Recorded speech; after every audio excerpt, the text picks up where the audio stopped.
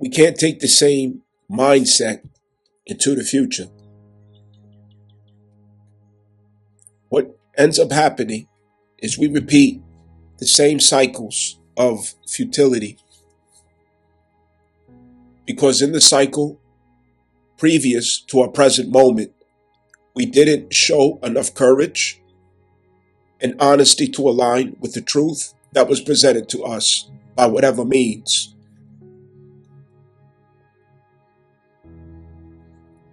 You can't pour new wine into an old vessel, as Jesus once said. And this is often what we're trying to do so that we can convenience ourselves as we go forward, skipping over, stepping over, moving around. Everything that you know has your name on it. There's a personal assignment and there's always a collective assignment active at the same time. Pisces deals with the hidden world, the spiritual realm, where the soul moves and operates in its own schedule and agenda. That often is a mirror reflection to what has taken place in the physical. For example, in the physical, someone may seem to be against me. Someone may seem to be someone who I really don't like. I'm in a relationship with somebody that I really don't like. I don't like what they do. I don't like how they behave. I'm inconvenienced. It's emotional burden, so on and so forth. But in the spirit realm, this person is actively developing me, healing me, and even guiding me. They are presenting to me the parts of myself that I otherwise would try to escape, run away from, detour. I would construct a very clever technology to get out of that assignment. So we're often put in the room with particular souls with the assignment to heal ourselves in the reflection of the other person. And we think that the objective is to get away from that person. We think that the point is to remove ourselves from that person's company, missing the foundational point and principle, which is, what is this person causing you to realize about yourself that is not healed, that is not whole? What are they exposing about you where you are stuck in lack of illumination or lack of love? And no conclusion can come to the end fact of, you don't love me. You don't like me. You didn't do this and you didn't do that. That is never, ever, ever going to be the correct answer. Ever. Never. Never, ever. It's self-examination. We want convenience at the expense of misalignment. Convenience at the expense of hurry up and get it over with. And when you get down the road, you didn't put the brakes on properly. You didn't put enough oil in the truck when you changed the oil. You didn't change the oil filter because you were in a rush. You didn't properly rotate the tires or put the bolts back on. Now you have more problems than what you began with. Now you have more complications to what you began with. You have to find courage. You've got to find guts to deal with the truth. And you have to come out of these cycles of selfishness where everything's about what you immediately have going on before you. No, we have a collective assignment also. Pisces is the collective assignment, the collective emotional load, the collective fear that we're moving, the collective mysteries that we have to untangle. It's what we collectively have to dissolve and purify and purge. But we don't want to deal with that. At minimum, every person's contribution and responsibility to the collective change is in beliefs. Sagittarius and Pisces. Beliefs of this world, Sagittarius, and beliefs within the spiritual mysteries that are moving. the programming, the agendas, the social engineering. But how do you make a beginning with this if you're not even aware that this is taking place? You don't know where it's coming from. You don't know how you adopted certain beliefs, certain behaviors, certain opinions, thought processes, and views. How can you fight something that you're not even aware of existing? Or if you don't know it is active in your life, we need to know where our influence is coming from. How many other people out there have the guts, the courage to really say what's going on? We have a crisis with our women in our society. We have a serious crisis and disconnect with our females of our society. It's inconvenient to talk about it. It's unpopular to address it. This is where you get the empty audience. This is where you get the silence. This is where everybody gets up and walks away. This is where you don't get monetized. This is where you will not become popular. This is where you become vilified. This is why everybody turns on you. And that's part of the problem. We're conditioned to react this way. So it can never be confronted. It can never be addressed. It can never be dealt with. Therefore, it can never be healed. If we don't heal our women, starting with beliefs, the beliefs that has them to misuse their powers against their self, the family, the society, to misuse their being in contradiction to their own destiny. Where are we going? Nobody's allowed to talk about it. Nobody's allowed to bring it up. It's taboo. It's heresy. It's a crime. Women are not going to be brave enough collectively to do it, while there are some who are doing it. So what do you expect? We all agreed that if there's a problem, we should collectively come together to fix it, to heal it. Somebody stand up. We're hearing so many people. Oh, somebody has to stand up. When are we going to do something? Well, what happens if it's pointed out to you that what you think we have to do is not the thing to do? But what you don't think we have to do is the very thing that must be done, which is heal our women. We have to heal our women. Because where are we going without the unification of man and woman? Where are we going without the bond of man and woman? The trust between man and woman. Reverence and respect between man and woman. The unification of man and woman. The powers united of man and woman in the societies, at the grassroots, as the people. It can't happen without healing her because something was done to her on purpose. She was used on purpose, and we refuse to deal with it. We want to make enemy of any person who comes along to say anything about it, and that is a problem. It's part of the blockage and correction of our beliefs.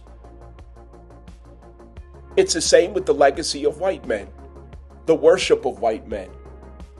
The belief in his status of being superior, better than.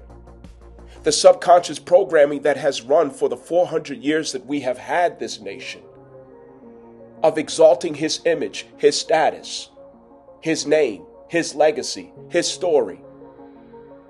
But we don't want to deal with the fact that most of it is lies, exaggerations, fabrications. It's hardly true of any of it. We don't want to deal with that. We call that racism to point it out. It's heresy to point that out. It's a crime to point that out. You're causing division to point that out. No, we have to fix it correctly.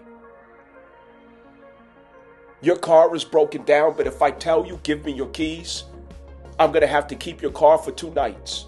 It inconveniences you because you can't get to work. It inconveniences you because you can't do what you need to do. But I need 2 days to fix your car. So fine, I'll give the car back to you. I'll do something real quick, a little 30 minutes, and give it back to you. Will you trust what I did because I was in a rush? Will you feel safe in me doing that? But you want to hurry up and get to the easy parts, the parts where there's no work or burden for you. There's no reflection for you to do. There's no accountability for you to receive. It's somebody else who has to suffer that, not you, because you don't want to be inconvenienced. That is part of the problem when it comes to beliefs.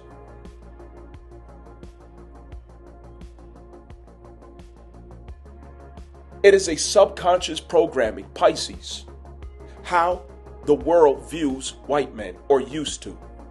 What they used to think and believe of him, what their opinion was. And it caused many people to strive and aspire for his destiny, for his role, for his place, for his status, for his image, for his likeness. That is worship. And in worship of white men, you end up becoming someone that is not good for your community. You become a traitor. You become a backstabber. You become a coward who throws other people under the bus to get where you're going. You cut off the Cancer aspects of the self so you can scale the mountains of Capricorn in his status. You strive to manifest the devil card through a philosophy of Machiavellianism so that you can stand just like him. You imitate him. You study his ways so that you can talk like him, walk like him, be like him. And where does that get you? Where does that get you except you betraying everyone? You're the very one who becomes the cancer of your society. You become the very one who is most likely to betray everyone. The Uncle Tom, the sellout, the jigaboo, the Uncle Ruckus, the one who wants to take down the light of Django. That's who you become. And it's not only in the black community, it's every last one of y'all motherfuckers who's not white. It's your secret lust. It's your secret aim. And you can't figure out where your confidence is going to come from without imitation of the white man. You can't figure out where your status of yourself is going to come from without going through the route that the white man goes. And a white man goes a route that we can't go. Because it's uncivilized, it's inhumane. And you can't do it without incurring karma upon yourself because you're not wired that way. You would have to betray yourself to do that. He's not betraying himself in doing that because that's his nature. He's being true to himself and going that route. He's being real with himself and going that route because that really is who he is. Can he evolve? Yes, he can evolve. But he's authentic in being the devil card. All of you other people who are not white, you are not authentic in manifesting the devil card in the route of what you're pursuing. So it becomes a crime. You stand in violation. Karma is upon you. Karma isn't upon him for going that route because it's his nature to go that route. It's his nature to go against Mother Nature, to bring animals to extinction, to exploit the resources of the earth, to turn one against the other, to create fictitious lies and stories that steal the legacy and pride of all nations, the language of people, confusing them about their origins and who they are, stealing their estate, robbing and pillaging and killing and murdering and raping everywhere he goes. And he was taught by the Khazarian how to do that. But you people of color, you cannot go that route and get away with it. Not without paying swift consequences. So you could look at me like I'm the bad guy because I'm bringing this up. But where's your guts at? Where's your courage at? Where's your nuts at? When you gonna let your nuts swing and be honest about this? This ain't racism. This is honesty. This is the realness. What is it costing you females out there to secretly admire Black American females when they are not at their best? When they choose not to go pathways of righteousness and correctness? The degeneracy, the misandry, the lack of values, lack of morals, lack of self-respect. Their womb is no longer sacred. Sex is transactional for them. Sex is a product to them. Their body is a product for them. and they market themselves that way. They have seared their conscience. They have thrown away all of their values, and they are attempting to live through their foremothers' reputation and status. That is prior to the 60s. They think that they can still live in that glory, but you have to earn your own. I cannot live in the glory of my forefathers unless I meet or exceed their status in what they have accomplished. Then I can. But Black American females have brought it down. They went up in corporate. They went up in the devil card. They went up in Capricorn and Saturn. They prevailed in that. They mastered business. They mastered entrepreneurship, college degrees, getting to the bag. But what did it make of them?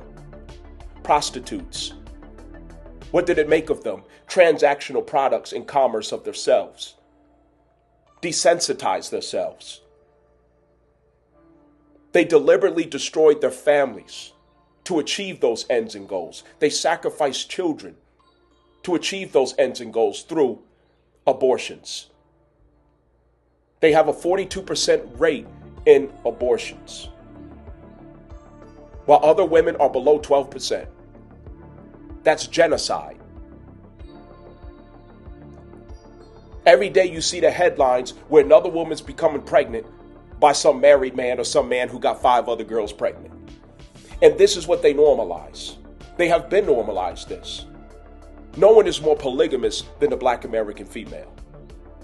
No one shares children with multiple fathers more like the Black American female. No one is more reckless with her womb than the Black American female. We could argue about where this comes from. We could justify about why. But the point is, when are you going to admit that this is where you have gotten your marching orders? This is where you have gotten your inspiration. That has been your muse as a woman. That has been what you have used as a way to gauge how you yourself as a female is going to maneuver through the powers and leverage of feminism. Why do you think white women and everybody else champion behind black women as they fight for the democratic left, as they fight for liberalism? Because they know that they're going to get to imitate her status. They know that they're going to get to enjoy the carelessness, the recklessness that she gets to enjoy if she champions it. So they want to amplify black women's voice. They want to lift black women up and cheer them on. Jasmine Crockett's and all these other ones. White women want to push them just like they did with feminism, to push that democratic left liberal wing so that they can enjoy all of the degeneracy and lust of power for themselves in this society. Painting the American society pink and stripping it of all of its morals, values, conscience, fear of God, integrity, family values,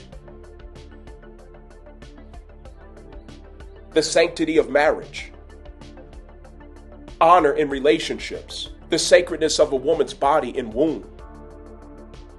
Hell, we don't even produce virgins anymore. This is secret motives, Pisces. It's secret intentions. It's secret practices and patterns that you have not become aware of. See, I have to play the bad guy because I'm showing you where the ball and chain is tying you up. And you're upset with me because it challenges your ego. It challenges your sense of security in yourself.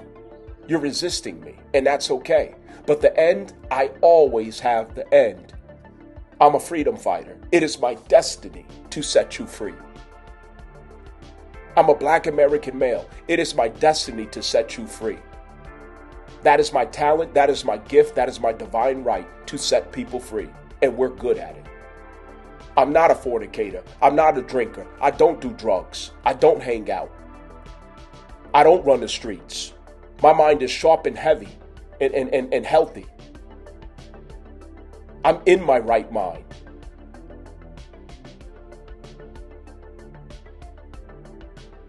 What are you doing? Circling around the easy parts, the things that are convenient? No. It's time to be honest about what's really happening.